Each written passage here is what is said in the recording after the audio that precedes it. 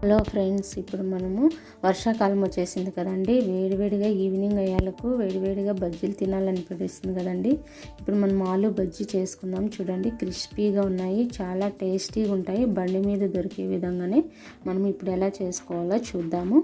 ఆలు బజ్జీ, ఒక ఆలు తీసుకుందాము, బాగా శుభ్రం చేసుకొని కడుక్కోవాలి. ఇప్పుడు ఈ విధంగా చిప్స్ తురిమే దాంతో ఈ విధంగా స్లైసెస్గా చేసేసుకొని తురిమేసుకుందాము. పల్చగా వస్తాయండి దీంతో అయితే. ఈ విధంగా తురిమేసుకొని ఒక గిన్నెలో వాటర్ తీసేసుకొని వాటర్లోకి వేసేసుకుందామండి. ఇవంతా వాటర్లో వేసుకొని 5 minutes పెట్టినామంటే స్టిఫ్గా అవుతాయండి చిప్స్ అంతాను, లేకంటే మెత్తగా ఉంటాయి. ఇప్పుడు మీకు చూపిస్తాను చూడండి. ఇప్పుడు వెంటనే అయితే ఈ విధంగా మెత్తగా ఉంటాయి. వాటర్లో 5 minutes వేసుకోవడం వల్ల స్టిఫ్గా అవుతాయి. ఇప్పుడు పిండికి ఏమేమి కావాలి చూద్దాము.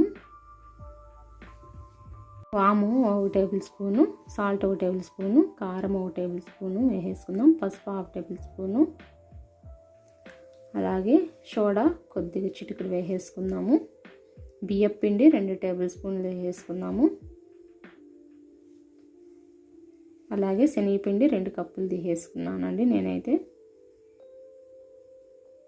ఒక పొటాటోతోనే చాలా బజ్జీలు అవుతాయండి. ఈ విధంగా పిండిని బాగా మిక్స్ చేసుకోవాలి, అంతా కలిసే విధంగా మిక్స్ చేసుకుందాం. ఈ విధంగా మిక్స్ చేసుకొని వాటర్ వేసుకొని ఇప్పుడు కొద్దిగా పిండి జాడుగా కలుపుకుందాము.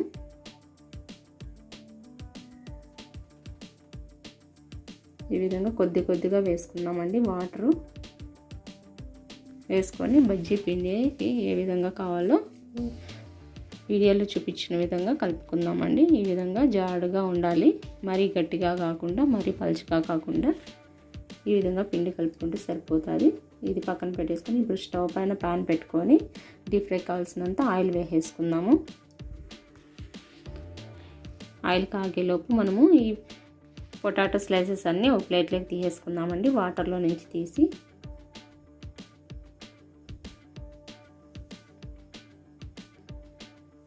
ఇప్పుడు చూడండి ఎంత స్టిఫ్గా అయినాయో తెలుస్తుంది మీకు.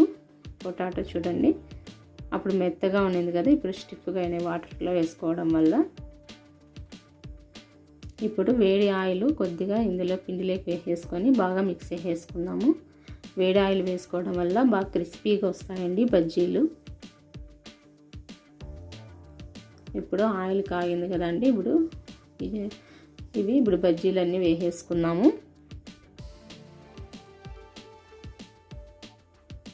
ఈ విధంగా ఒకటొకటి పిండిలో వేసేసుకొని ఆయిల్లోకి వేసేసుకున్నాము.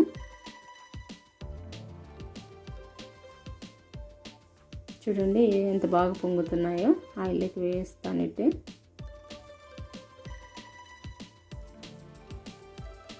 ఈ విధంగా బజ్జీలన్నీ వేసేసుకొని 2 sides గోల్డెన్ కలర్లోకి వచ్చే విధంగా కాల్చుకోవాలండి.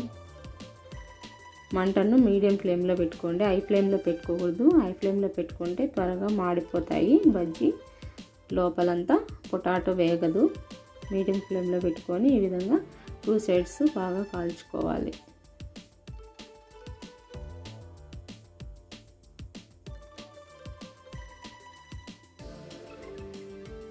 ఈ విధంగా బజ్జీలన్నీ తిప్పుకుండేసి బాగా కాలనివ్వాలి.